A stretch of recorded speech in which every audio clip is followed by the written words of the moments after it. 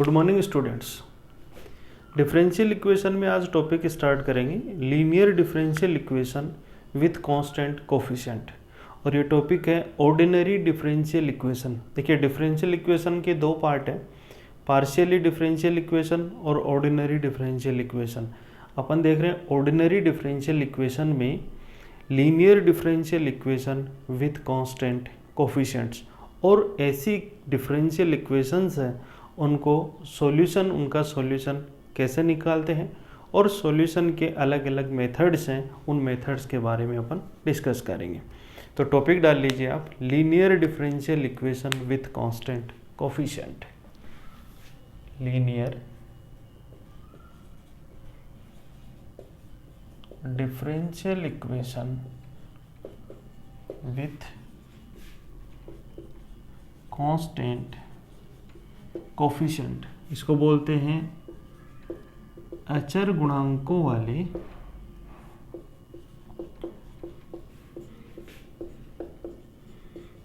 रैखिक अवकलन समीकरण। Linear differential equation with constant coefficient. सबसे पहले तो देखते हैं कि इसकी स्टैंडर्ड फॉर्म क्या होती है। तो देखो इसकी स्टैंडर्ड फॉर्म लिखते हैं d n y upon d x n plus a one d n minus one y d x n minus one plus a two d n minus two y upon d x n minus two plus dot dot dot a zero y equal to Q x. इसको ऐसे लिख दो, या फिर यहाँ से आप a one a two a zero a one a two a N ऐसे भी लिख सकते हैं, और यहाँ पे इसको ए जीरो की जगह ए एन लिख लीजिए। ये तो कांस्टेंट है। देखिए पहली बात तो इसको लीनियर कैसे बोलते हैं। Differential equation, linear differential equation वो होंगी जिसमें डिपेंडेंट वेरिएबल और डिपेंडेंट वेरिएबल के डेरिवेटिव की टर्म ये मल्टीप्लाई में नहीं है। तो यहाँ पे y और y के डेरिवेटिव की टर्म है, सबकी सब किस में है, प्लस माइनस में आएगी, इसलिए तो इसको लीनियर बोलते हैं। क्या बोलेंगे? Linear differential equation. फिर बात आती है विथ कांस्टेंट कोफिशिएंट। तो इनके जो मल्टीपल में जो फंक्शन है कौन कौन, a one a two dot dot a n, ये सब के सब क्या हैं, कांस्टेंट हैं, अचर हैं। सबके सब क्या है, कांस्टेंट है। और ये जो आरएचएस साइड में है क्यू एक्स, ये है function of x, function of x, ये एक्स का फलन है। तो इसके नाम से ही देखो लीनियर का मीनिंग डेरिवेटिव की टर्म किसकी, डिपेंडेंट वेरिएबल की, और डिपेंडेंट वेरिएबल ये मल्टीप्लाई में नहीं आएंगे। विथ कांस्टेंट कोफिशिएंट का मीनिंग है इनके मल्टीपल में, जैसे a zero a one a two a n, ये सब के सब कांस्टेंट होंगे। तो ऐसी जो डिफरेंशियल इक्वेशन है वो होगी linear differential equation with constant coefficient. Example देखो, d3y upon d x cube plus 5 dy by d x plus 2y equal to x square. दूसरा example, d4y d x cube plus 2 dy by d x plus 3y equal to x square plus sine x. और देखिए example, d2y by d x square plus a square y equal to 10ax। यहाँ पे देखिए इसका coefficient क्या है, 1 है, इसका कोफिशिएंट क्या है 1 है, इसका कोफिशिएंट क्या है 1 है, यहाँ पे 2 है, 5 है, 2 है, 2 है, ए स्क्वायर है, इसलिए और कोई भी टर्म मल्टीप्लाई में नहीं है। ये जो डिफरेंशियल इक्वेशन है ये कैसी डिफरेंशियल इक्वेशन है, linear differential equation with constant coefficient. Clear हो गया। उसके बाद में देखिए ये जो डिफरेंशियल इक्वेशन है इसका ऑर्डर क्या है, इसका ऑर्डर 3 है, इसका ऑर्डर कितना है 4 है, और इसका ऑर्डर कितना है 2 है। और जो भी डिफरेंशियल इक्वेशन लीनियर होती है उनकी डिग्री 1 होगी, उनकी डिग्री क्या होगी 1, क्योंकि अगर 1 से ज़्यादा हुई तो वो आपस में मल्टीप्लाई में होगी, और मल्टीप्लाई में होते ही इक्वेशन कैसी नहीं बनेगी, लीनियर नहीं होगी वो फिर। तो ये डिफरेंशियल इक्वेशन कैसी है, लीनियर है, इसलिए इनकी डिग्रीज क्या होगी 1 1 1 होगी। तो ये तो हुआ लीनियर डिफरेंशियल इक्वेशन क्या होती है। अपन बात करेंगे इसके सॉल्यूशन की, कि इसका सॉल्यूशन है वो कैसे निकालें। तो देखो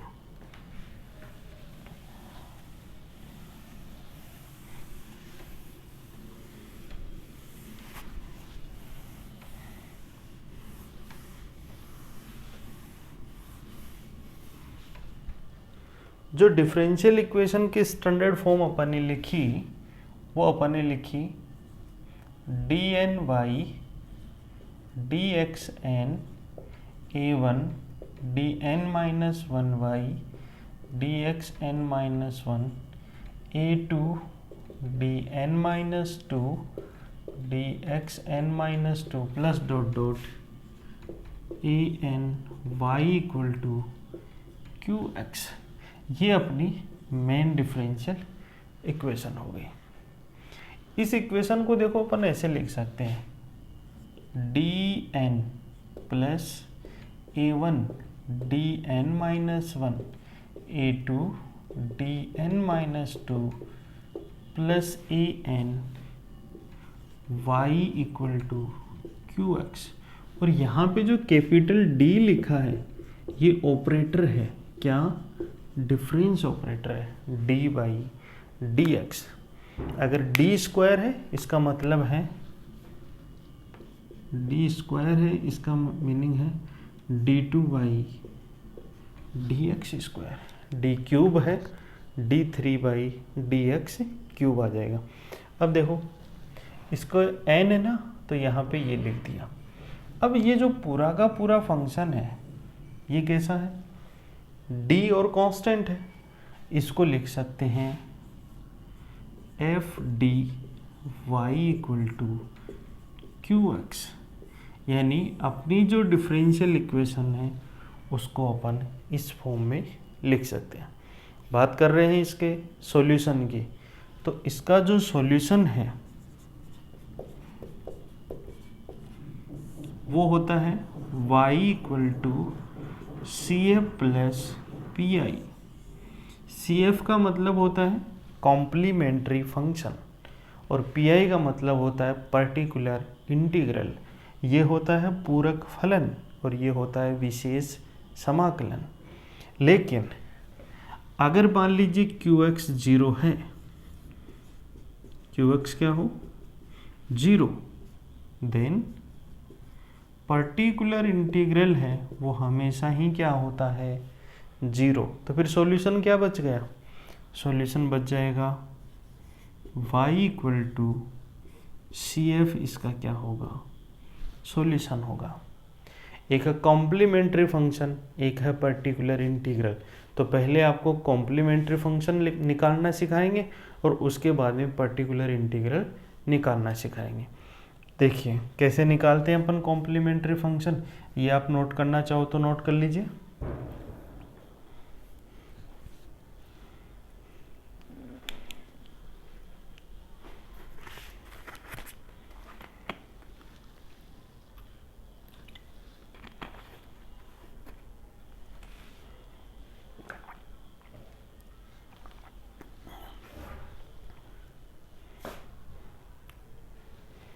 नोट कर लिया।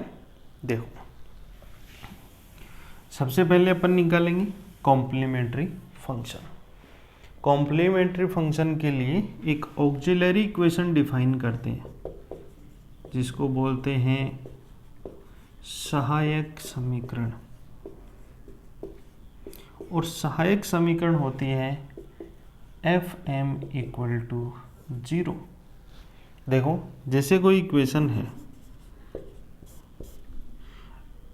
d2y by dx square plus 2dy by dx plus Y equal to 0। इसको कैसे लिख सकते हो, D square plus 2d plus 1 Y equal to 0। और इसको तो अपन ऐसे लिखते हैं, तो एफ डी की वैल्यू क्या हुई, एफ डी तो ये हुआ D square plus 2d plus 1, यही हुआ ना एफ डी। और ऑक्सिलरी इक्वेशन क्या होती है, एफ एम इक्वल टू 0, यानी डी की जगह क्या रखना है, एम। इसका मतलब M square plus 2m plus 1 equal to 0। ये ऑक्सिलरी इक्वेशन हो गई। ऑक्सिलरी इक्वेशन निकालने के बाद में क्या करेंगे, यहाँ से m की वैल्यूज निकालेंगे। m की वैल्यू निकाली तो यहाँ पे m की वैल्यू आ रही है m plus 1 whole square m equal to -1, दो रूट आ रहे हैं। ये जो m की वैल्यू आती है, इन m की वैल्यू के ऊपर अलग अलग CF लिखा जाता है। ये तो हुआ ऑक्सिलरी इक्वेशन, ये वाली। और यहाँ से जो ऑक्सिलरी इक्वेशन है उसके ये रूट होंगे कि मूल निकालेंगे। अब ये जो रूट निकाले हैं ये क्या हो सकते हैं, इक्वल भी हो सकते हैं, अनइक्वल भी हो सकते हैं। इनमें कोई रूट 0 भी हो सकता है। और यहाँ पे जो रूट हैं वो आपके कॉम्प्लेक्स नंबर में भी आ सकते हैं। तो जैसे जैसे अलग अलग रूट आएंगे उनके अकॉर्डिंग अपन CF लिखते हैं। तो देखो कैसे कैसे लिखेंगे। सबसे पहले कॉम्प्लीमेंट्री फंक्शन।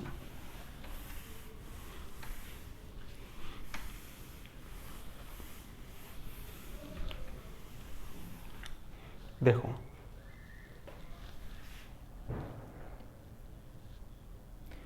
डिफरेंशियल इक्वेशन वो तो क्या है, F D Y equal to Q x.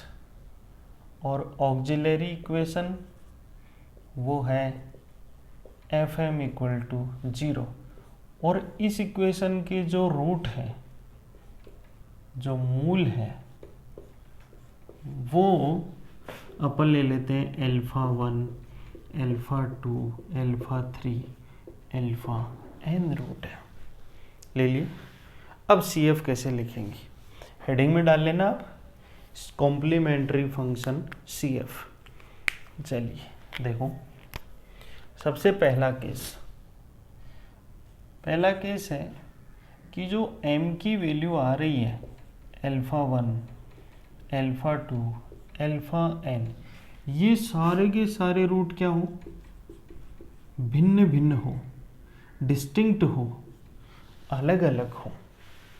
तब CF कैसे लिखेंगे, देखो CF इक्वल टू, यहाँ पे लेते हैं constant C1 e raise to power, पहला रूट क्या आया अल्फा, तो अल्फा 1x, फिर प्लस का साइन लगाना है, फिर दूसरा कांस्टेंट लेना है e की पावर, दूसरा रूट क्या है अल्फा 2x, और ऐसे चलते चलना है Cn e की पावर अल्फा n x। हर क्वेश्चन में ऐसे ही CF लिखेंगे। एग्जाम्पल बताता हूँ आपको, देखो एग्जाम्पल है कि m की वैल्यू आ गई 1, 2, 3, तो बोलो CF कैसे लिखोगे इसका, C1 e की पावर 1 इंटू एक्स, फिर दूसरा कांस्टेंट लो प्लस C2 e की पावर 2 इंटू एक्स, फिर तीसरा कांस्टेंट लो C3 e की पावर 3x। और इनको आगे पीछे लिखने से कोई फ़र्क नहीं पड़ेगा, आप ऐसे चाहते हो कि सर हम पहले इसको लिखें, हाँ लिख सकते हो, पहले इसको लिखो, इसको भी लिख सकते हो, जो आपका मन करे वैसे लिख सकते हो। ये कांस्टेंट भी आप बदल सकते हो। आप अपनी मर्जी से बोलोगे हम तो C1 C2 C3 नहीं लेंगे, हम तो ABC लेंगे, ABC ले सकते हो। आप बोलोगे PQR लेंगे, PQR ले सकते हो। C1 इसलिए ले लेते हैं कि कॉम्प्लीमेंट्री फंक्शन को जब अपन इंग्लिश में लिखते हैं तो C पहले आता है, इसलिए C से कांस्टेंट चालू कर देते हैं, बस इसलिए ले लेते हैं, और कोई लॉजिक नहीं है इसका। कांस्टेंट है, जो आपका मन करे वो कांस्टेंट लीजिए आप, जैसी आपको रिक्वायरमेंट है, जैसा आपका मन करे वो कांस्टेंट लो। जनरली अपन C1 C2 C3 लेते हैं बस। दूसरा देखिए एग्जांपल, m की वैल्यू आ गई -2 3 4, तो क्या लिखोगे CF कॉम्प्लीमेंट्री, वही कांस्टेंट C1 e⁻² है तो -2x कर दो, C2 e⁻3x कर दीजिए, एंड C3 e⁻4x कर दो। ये इसका CF हो गया। अगर मान लीजिए m = 0 3 4 7 ऐसे आ गए, तब क्या करोगे, वही कंसेप्ट है, क्या लिखेंगे CF C1 e⁻0 × x, 0 है ना अपने पास, तो फिर प्लस C2 e⁻3x, फिर C3 e⁻4x, फिर प्लस C4 e⁻7x। ये कब लिखते हैं, जब सारे के सारे रूट अलग अलग हो। तो समझ में आ गया होगा आपके, ये तीनों एग्जाम्पल से समझा दिया मैंने, कितने भी रूट हों सबके अंदर इसी तरह से CF लिखते हैं। ये CF का पहला रूल है, नोट कर लो आप इसको।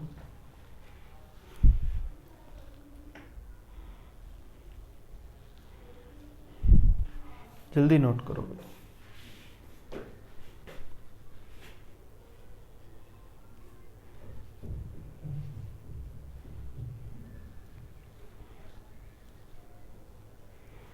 हो गया। अब देखो इसका जो दूसरा केस है, ये हटा देता हूं मैं एग्जांपल।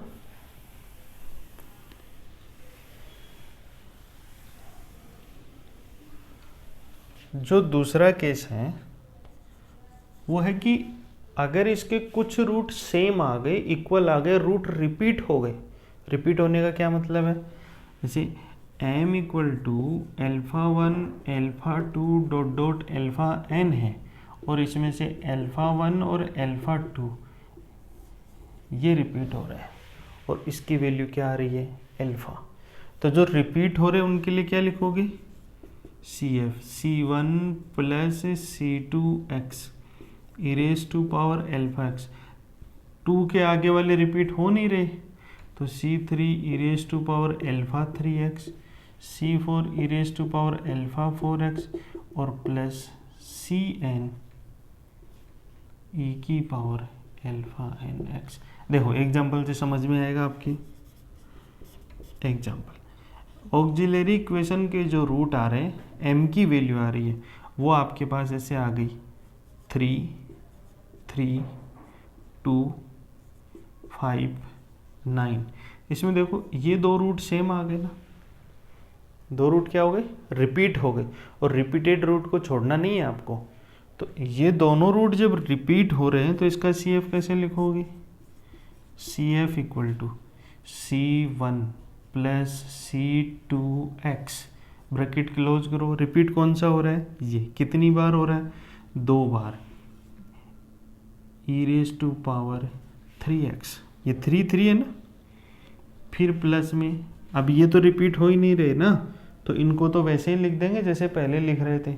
तो क्या आ जाएगा C3 e⁻²x, C4 e⁻5x, और C5 e⁻9x। अगर रूट 3 टाइम रिपीट हो जाए, एग्जाम्पल m = आ गया 2 2 और 2 और 1। तो देखो ये रिपीट हो रहा है 3 टाइम, 3 बार रिपीट हो रहा है, तो क्या लिखोगे CF C1 प्लस C2x और प्लस में C3x स्क्वायर और e raise to power 2x और प्लस में C4 e raise to power x लिख देंगे। ये रूट रिपीट हुआ। अगर मान लीजिए 0 0 आ गया तो अगला एग्जाम्पल, m की वैल्यू 0 0 2 3 ऐसे आ गया, तब क्या लिखोगे? तो देखो CF C1 plus C2x e की पावर 0 इंटू एक्स, तो e की पावर 0 इंटू एक्स तो 1 हो गया ना, तो इसको ऐसे ही लिख देंगे। फिर प्लस ये क्या है, e रेज टू पावर, तो C3 e raise to power 2x, C4 e raise to power 3x। एक एग्जाम्पल और है कि 2 रूट एक साथ रिपीट हो गए तो अगला एग्जाम्पल लिख लीजिए, m इक्वल टू 1 1 2 2। देखिए ये भी रिपीट हो गया और ये भी रिपीट हो गया, तो पहले इसको लिखो। क्या लिखोगे? CF C1 प्लस C2x, ये तो 2 बार रिपीट हुआ ना, bracket close e raise to power x, plus लगाओ। फिर ये भी रिपीट हो रहा है, तो क्या लिखो? C3 plus C4x e raise to power 2x, तब ऐसे लिख देंगे। तो ये सारे केस मैंने कंसिडर करके बता दिए। और रिपीटेड रूट है उनके बारे में कि उनका कॉम्प्लीमेंट्री फंक्शन है वो कैसे लिखा जाएगा, नोट कर लो।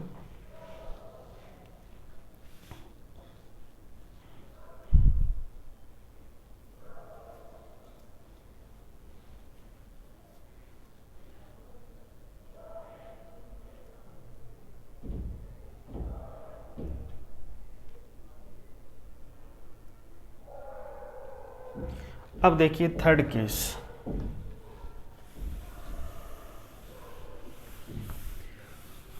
थर्ड केस है, अगर आपके root m equal to alpha plus minus iota beta हो, कॉम्प्लेक्स रूट हो, और जब भी कॉम्प्लेक्स रूट आएंगे तो वो कॉम्प्लेक्स रूट है वो किस फॉर्म में होंगे? पेयर की फॉर्म में होंगे, एक प्लस में और एक माइनस में, एक अल्फा प्लस आयोटा बीटा और एक अल्फा माइनस आयोटा बीटा, ऐसे आएंगे। अकेला नहीं आएगा, जैसे अल्फा माइनस आयोटा बीटा आ गया, नहीं, इसके साथ प्लस का भी आएगा। तो ऐसे अगर आ जाते हैं तो उनका CF आपको लिखना है e raise to power alpha x C1 cos beta x plus C2 sine beta x, ऐसे लिखना है। दूसरा, इसको ऐसे भी लिख सकते हो, e, या ऐसे लिखा देता हूँ, C1 e raise to power alpha x cos beta x plus C2, और तीसरी फॉर्म ऐसे भी लिख सकते हो, C1 e raise to power alpha x sine beta x plus C2। देखो ऐसे इनके लिए 3 फॉर्म बनती है, लेकिन अपन ज़्यादातर इसी फॉर्म को काम में लेते हैं। और अगर इसमें सपोज अल्फा 0 हो गया, अगर m इक्वल टू यही आया प्लस माइनस आयोटा बीटा ही आया, इसका मीनिंग हुआ अल्फा 0 हुआ, और इसमें अल्फा को 0 रखूँ तो e की पावर 0 1 हो गया, तब CF कैसा आ जाएगा? C1 e raise to power C1 cos beta x plus C2 sine beta x। इसमें भी ये 1 हो जाएगा और ये 1 हो जाएगा, तब आपको ऐसे CF लिखना है। एग्जाम्पल देख लो, ये ऊपर वाला पार्ट हटा देता हूँ।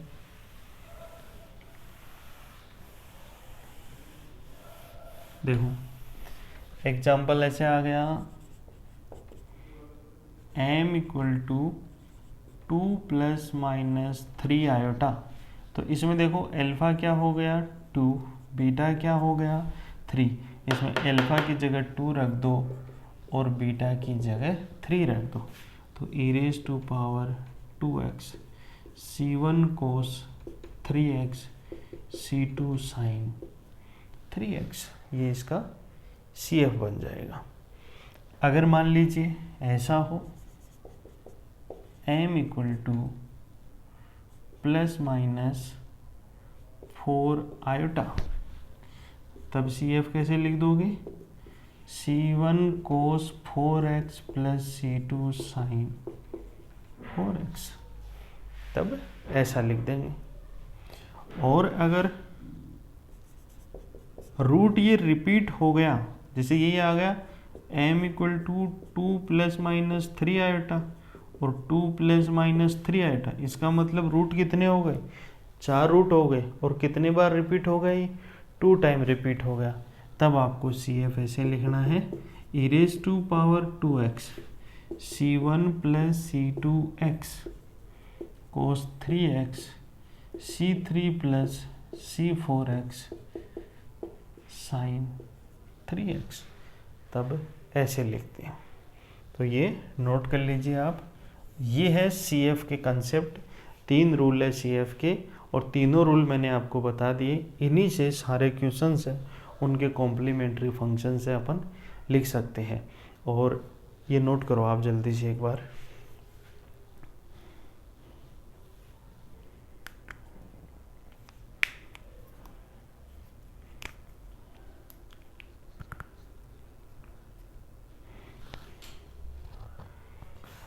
अब देखिए आपके मन में क्वेश्चन आ रहा होगा कि बाकी जो पहले अपन लिखते थे उनको e की पावर में लिख दिया, लेकिन यहाँ पे आपने कोस और साइन ये कैसे लगा दिए। तो देखो कोस और साइन कैसे आ जाते हैं, वैसे आपको इसका डेरिवेशन है वो करने की ज़रूरत नहीं है। एग्जाम में आपको यही डायरेक्ट पूछा जाता है, लेकिन फिर भी आपके ऐसा हो कि ये आ कहाँ से गए, इनको यही क्यों लिख दिया। तो मैं आपको थोड़ा सा बता देता हूँ इसके बारे में। चलो देखो,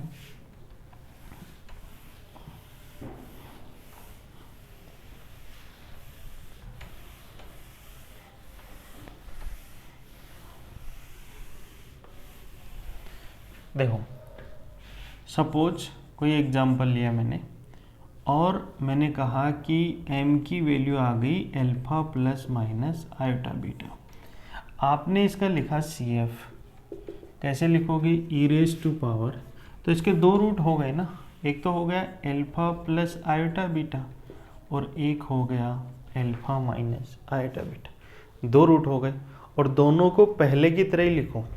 कैसे लिखो CF equal to c1 e raise to power alpha plus iota beta into x plus c2 alpha minus iota beta into x हो गया। ये देखो इससे मल्टीप्लाई होगा, ये इससे मल्टीप्लाई होगा और इन दोनों में से कॉमन क्या आ जाएगा e की पावर अल्फा x। क्या बचेगा c1 e raise to power iota beta x और c2 e raise to power iota beta x minus में बचेगा e raise to power alpha x। क्या लिखेंगे इसको c1, देखो e raise to power iota theta, ये होता है cos theta plus iota sine theta, cos theta plus iota sine theta, और यहाँ माइनस हो तो माइनस आ जाता है। तो इसको क्या लिख सकता हूँ cos beta X plus iota sine beta X plus c2 cos beta X minus iota sine beta X, ऐसे भी लिख सकते हैं। अब देखो e raise to power alpha X, cos beta X ले लिया मैंने कॉमन, ये रह गया c1 plus c2 plus c1 iota c2 iota sine beta X. अब ये कांस्टेंट प्लस कांस्टेंट कोई नया कांस्टेंट दे देंगे, है तो कांस्टेंट ही और ये भी क्या है कोई कांस्टेंट ही है, तो इनको नया कांस्टेंट दे देंगे। इसीलिए अपन इसको जो लिखते हैं वो ऐसे लिख देते हैं e की power alpha x C1 cos beta x C2 sine beta x. तो इतना डिटेल में जाने की ज़रूरत नहीं है आपको सिर्फ क्या करना है ये ध्यान रखना है। और नेक्स्ट क्लास में इसके ऊपर क्वेश्चंस कराऊंगा कि CF है, डिफरेंशियल इक्वेशन आपको गिवन होगी, उससे CF के जो क्वेश्चंस है उनके सॉल्यूशंस है, QX की वैल्यू 0 होगी, वो कैसे करेंगे। आज की क्लास में इतना ही। Thank you.